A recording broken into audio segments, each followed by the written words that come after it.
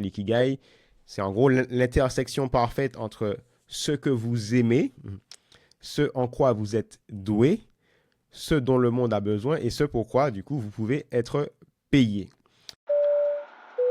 Bienvenue sur ma chaîne où je partage sans filtre les erreurs, mais aussi la méthodologie qui m'a permis de passer de solopreneur épuisé à entrepreneur épanoui. Allez, c'est parti, décollage pour un nouvel épisode. Youhou! C'est parti, très heureux d'être de nouveau avec vous pour ce nouvel épisode. Pour ce nouvel épisode, je voulais faire un focus sur quelque chose qui me semble assez original. On va parler en fait d'un livre qui s'appelle Les 5 regrets des personnes en fin de vie.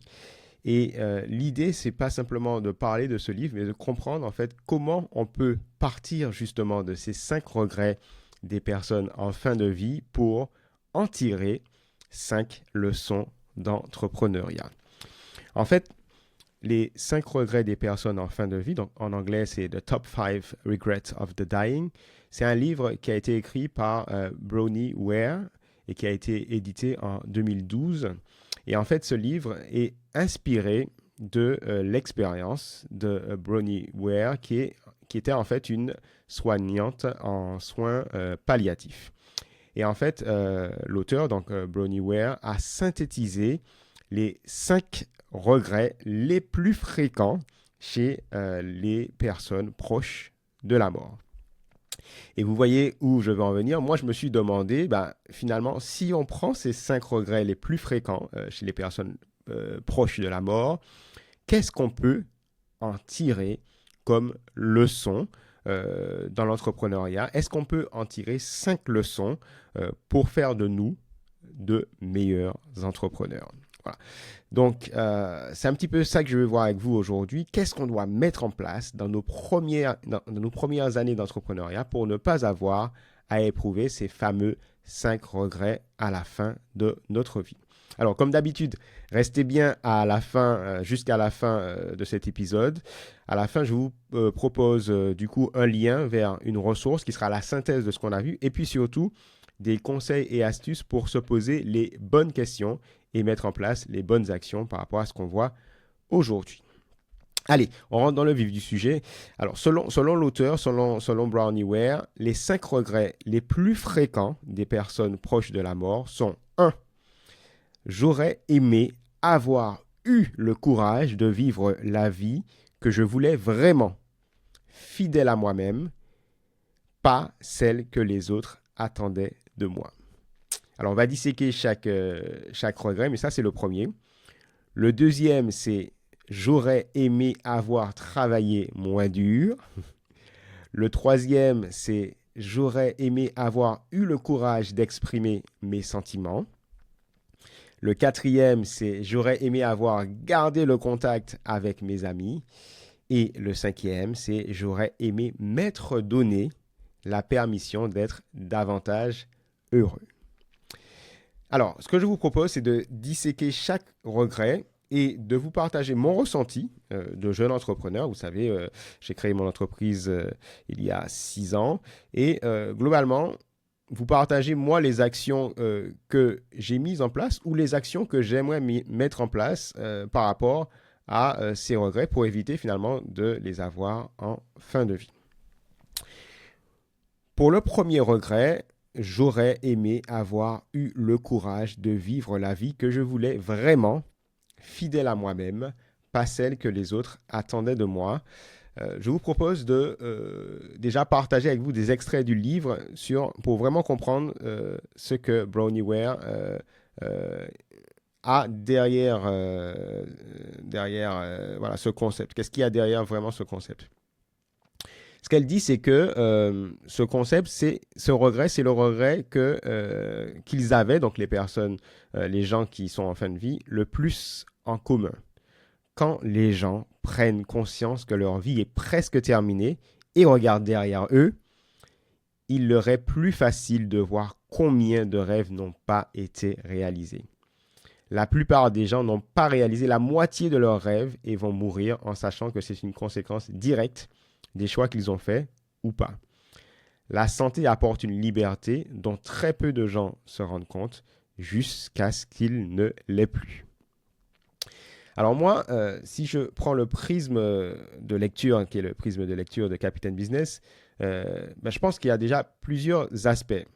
Avant le courage de vivre la vie qu'on veut, qu'on voulait vraiment, je pense qu'il y a déjà un premier point, c'est déjà le fait de se reconnecter à ses rêves. Moi, je fais finalement je vois deux vies globalement. Il y a la vie personnelle, où là, potentiellement, il faut réussir à se reconnecter à ses rêves personnels. Souvent, moi, pour me reconnecter, j'essaye de me rappeler de ce qui me fait vibrer et ce qui m'a fait vibrer à plusieurs moments de ma vie, notamment l'enfance, parce qu'on sait que c'est une période qui est structurante. Et moi, quand je me plonge dans mes rêves, quand je me plonge dans mes souvenirs, je sais que ce qui compte pour moi, c'est le rapport à la nature. Moi, je suis né en Martinique et c'est très important. La musique tient une place très importante dans ma vie. Aujourd'hui, je suis papa, c'est très important. Les amis, la famille, ça, c'est ce qui me constitue.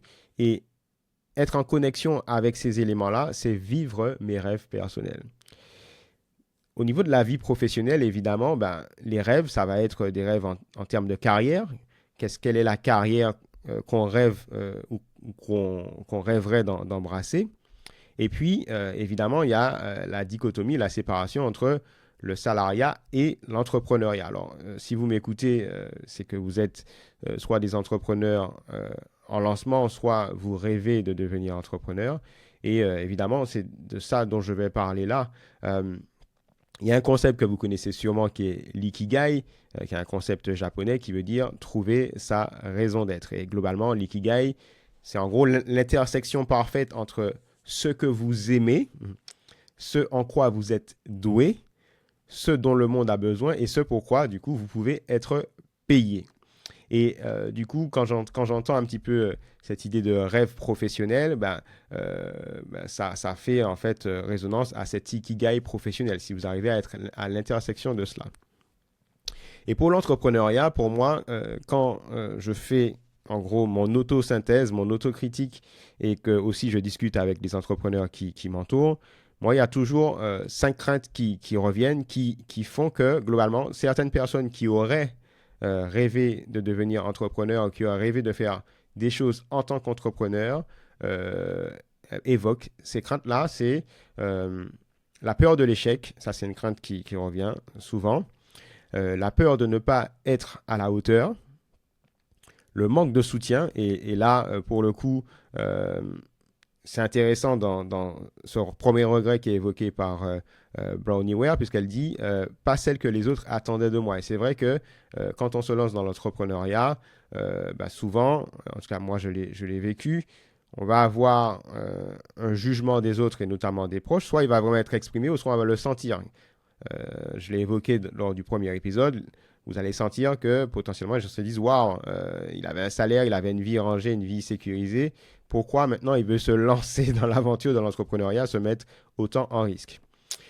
La quatrième peur, la quatrième crainte, c'est la peur de ne plus avoir de ressources financières suffisantes. Et puis la cinquième, c'est la peur de ne pas pouvoir maintenir une vie personnelle équilibrée. Moi, c'est les 5 craintes, les 5 peurs que je rencontre le plus quand je discute avec les entrepreneurs. Et la bonne nouvelle par rapport à cela, enfin la bonne ou la mauvaise nouvelle, c'est que moi je me rends compte qu'après tant d'années d'entrepreneuriat, enfin ça fait 7 ans maintenant que je suis entrepreneur à temps plein, parce qu'à l'époque j'étais salarié avec des side business, mais là pour le coup entrepreneur sans salariat à côté. Ce qui est intéressant, c'est que j'ai les mêmes peurs et j'ai les mêmes craintes aujourd'hui. Alors qu'en 4 ans, le chiffre d'affaires de mon entreprise, j'ai fait le calcul tout à l'heure, a été multiplié par 32. Aujourd'hui, j'ai un salaire qui est supérieur à ce que j'avais quand j'étais salarié. Aujourd'hui, je peux dire que enfin, j'arrive à avoir un équilibre vie pro, vie perso. Je ne travaille plus le mercredi ni le vendredi après-midi pour vraiment me consacrer à ce qui est important pour moi dans ma vie perso. Et c'est là que je vais en venir, c'est que malgré ça, les doutes, les 5 craintes qui sont exprimées par les entrepreneurs qui débutent, pour moi, ces doutes-là sont toujours là. Chaque année, je me pose ces mêmes questions. Chaque année, j'ai des doutes qui m'envahissent et tout au long de l'année, des angoisses qu'il faut réussir à chasser. Donc, en fait, l'idée, c'est de se dire que ces craintes que l'on a, on va jamais véritablement réussir à les chasser, mais au fur et à mesure, on prend de l'expérience. Et aujourd'hui, moi, j'arrive à beaucoup plus apprivoiser ces craintes parce que j'ai déjà fait une partie du parcours de l'entrepreneur et ça donne finalement de la confiance en soi. Le deuxième conseil que je pourrais vous donner si vous sentez que ça résonne en vous, c'est potentiellement de vous entourer d'entrepreneurs, c'est-à-dire pas n'importe quels entrepreneurs forcément, mais des entrepreneurs qui sont en avant, c'est-à-dire qui sont un petit peu la projection de ce que vous aimeriez être dans quelques années. Et puis, vous entourez aussi des personnes ressources qui ont des compétences qui peuvent combler ce qui vous manque pour avancer. Et puis, la troisième chose que moi, ça m'a évoqué en termes de conseils pour vous et à moi-même, c'est le fait de se dire que les rêves personnels, ce que j'ai évoqué tout à l'heure, par exemple pour moi, le fait de passer beaucoup de temps avec mon fils, de faire de la musique, que ces rêves personnels soient vraiment des contraintes par rapport à votre ambition professionnelle. C'est-à-dire que comment vous allez réussir dans votre vie d'entrepreneur à ne pas sacrifier vos rêves personnels par rapport à votre ambition professionnelle. Mais ça, j'y reviens en dernière partie. Voilà. Donc là, j'ai un petit peu fait le tour pour le premier regret. Le deuxième regret, c'est j'aurais aimé avoir travaillé moins dur. En gros, ce que dit l'auteur, c'est qu'elle dit qu'en fait, elle voit ça chez les hommes et les femmes qui ont finalement travaillé énormément de temps. Et elle dit, les hommes et les femmes ont exprimé ce regret de ne pas avoir passé assez de temps avec leur femme ou leur mari, avec leurs enfants, d'avoir travaillé trop dur. Alors moi, comme depuis la création de mon entreprise, j'utilise Google Agenda, je me suis amusé à remonter dans les premières années pour essayer de voir comment était ma vie au début, ma vie d'entrepreneur, pour essayer de quantifier le volume de travail que je fournissais à l'époque. Et il y a deux enseignements majeurs. Le premier, c'est qu'en fait, je me suis rendu compte que dans les premières années, je travaillais beaucoup, en tout cas beaucoup plus. Et le deuxième enseignement, c'est qu'en fait, je me suis rendu compte qu'aucune journée et aucune semaine ne se ressemblaient. Et du coup, ça m'a amené quelque part, alors je ne sais pas si c'est moi qui étais particulièrement désorganisé, mais je pense que ça m'a amené à une intuition qui est qu'en fait, dans les premières années, en tout cas pour la majorité des entrepreneurs, on travaille plus et on travaille peut-être plus que de raison parce qu'en fait, il y a énormément de choses à mettre en place et finalement, c'est peut-être normal, hein, d'accord.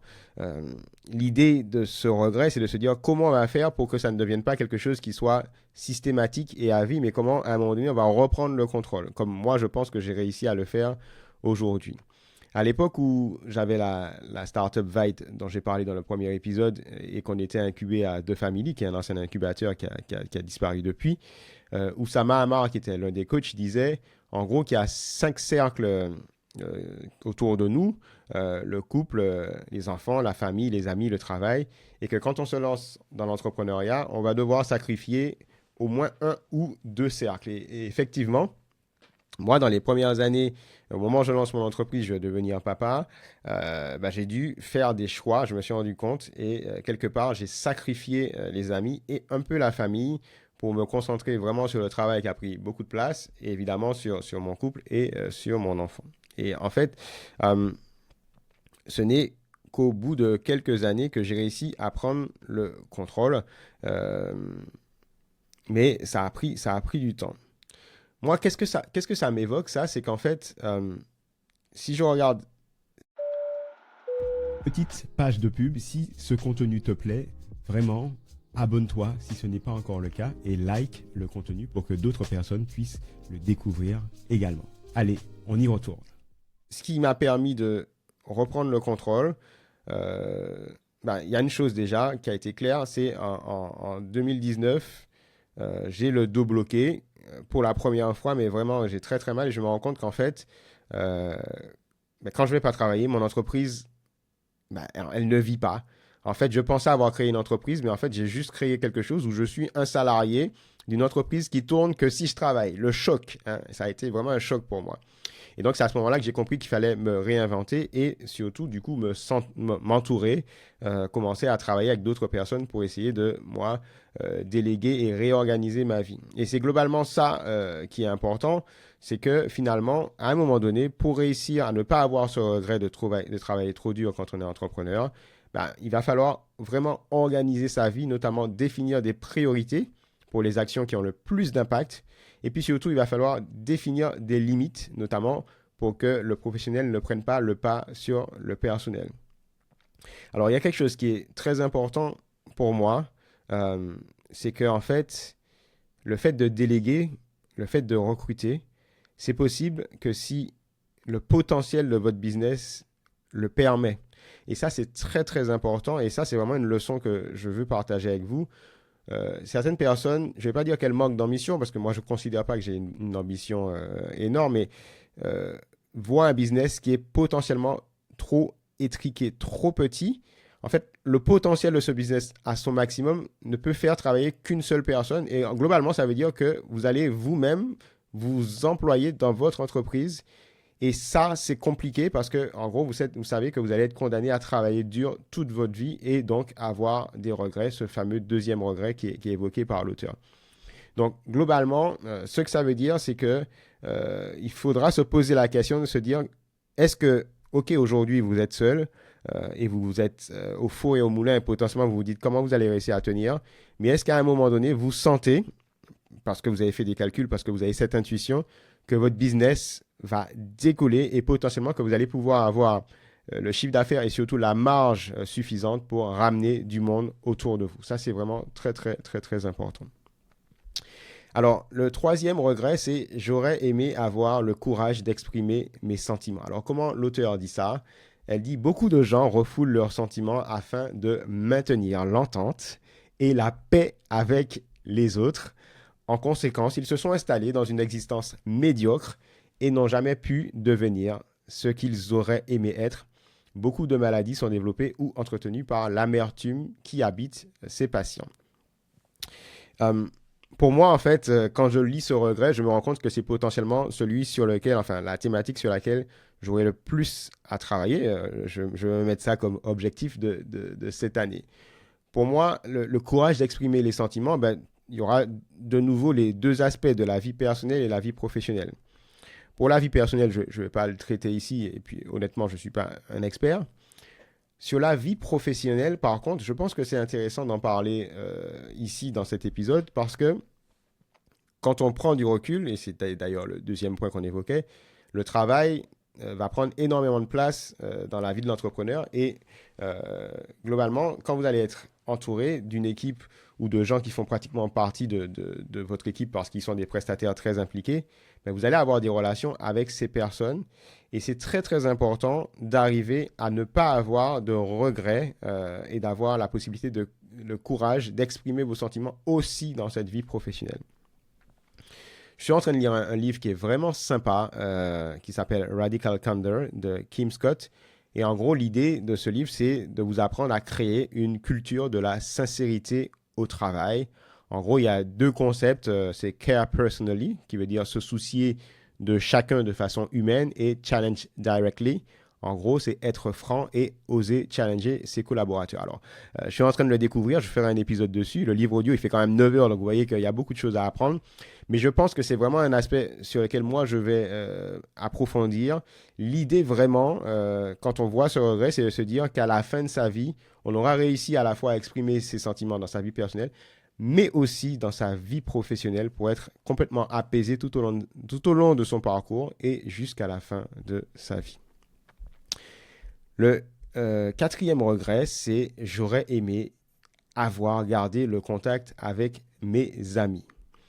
Alors, comment elle exprime ça dans le livre? Elle dit souvent, ils se rendent compte trop tard qu'ils auraient pu profiter du soutien de leurs vieux amis dans les dernières semaines avant leur mort, mais il n'est jamais facile de les retrouver. Les gens sont tellement absorbés par leur propre vie qu'ils mettent de côté au fil des années des amitiés précieuses. Beaucoup regrettent de ne pas avoir fait d'efforts et passé assez de temps pour les préserver.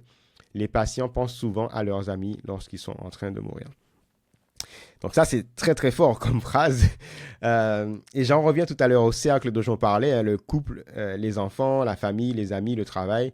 Et je vous ai dit qu'effectivement, moi, dans les premières années d'entrepreneuriat, j'ai vraiment sacrifié tout ce qui était amis et aussi la famille. Et aujourd'hui, même si j'ai retrouvé un équilibre, globalement, la semaine, je vais réussir à avoir un bon équilibre pour consacrer pas mal de temps, beaucoup de temps à mon fils et aussi à mon couple.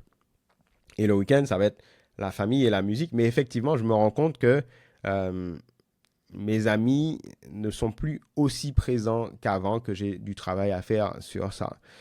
Cette année, je me suis lancé un défi. Alors, chacun ses méthodes, mais globalement, je me suis mis dans mon agenda que chaque samedi, à une heure précise, je dois envoyer un WhatsApp à un de mes amis pour échanger et puis pour qu'on puisse prendre rendez-vous pour se reparler, prendre le plaisir d'avoir une conversation au téléphone et pourquoi pas de se voir. Et comme ça, je sais que ça me donnera la possibilité, si je respecte bien le défi, de parler à 52 amis cette année. Voilà, donc c'est en tout cas un défi personnel que je me suis lancé en ayant lu cela et je me suis dit que c'était très important de mettre ça en place tout de suite. Le dernier regret qui a été exprimé par l'auteur par rapport à ce qu'elle a vu par rapport aux patients qu'elle a suivis, c'est j'aurais aimé m'être donné la permission d'être davantage heureux. Alors, elle dit, c'est un regret surprenant qu'ils avaient presque tous en commun. Beaucoup d'entre eux ne s'étaient pas rendus compte que le bonheur peut être un choix. Ils sont restés coincés dans des vieux schémas et habitudes. Le soi-disant confort dans lequel ils étaient installés les a empêchés d'envisager les choses autrement, tétanisés dans leur vie par la peur du changement. Et globalement, dans ce qu'elle dit, peut-être un choix, en fait, c'est vraiment l'idée de dire que c'est une décision, ça doit être vraiment quelque chose qu'on décide. Finalement, être heureux, ça se décide. Voilà. Cette partie, ça m'a pas mal inspiré. Moi, il y a un livre qui a vraiment changé ma vie d'entrepreneur. C'est peut-être le livre qui m'a le plus marqué pour le moment. J'essaye de lire au moins un livre. Je consulte des livres audio par mois. Et ce livre, vous l'avez peut-être consulté, c'est E-Myth, le mythe de l'entrepreneur de Michael Gerber. Et ce regret-là, ça a fait vraiment résonance chez moi parce que je me rappelle vraiment que le livre The E-Myth, le mythe de l'entrepreneur, ça commence par ça, où Michael Gerber, qui en gros a la mission d'aider les entreprises à durer, parle à une personne qui l'accompagne et lui explique que globalement, le but de l'entreprise, c'est de se mettre au service de son bonheur personnel. C'est un instrument pour son bonheur personnel. Il développe à un moment donné un concept qui est de dire qu'on est dans l'entreprise, c'est-à-dire qu'on est acteur de l'entreprise, mais qu'on doit travailler aussi sur l'entreprise, c'est-à-dire comme un objet qui est en dehors de nous, qui est externe à nous. Et cette entreprise, c'est l'instrument de notre réalisation personnelle.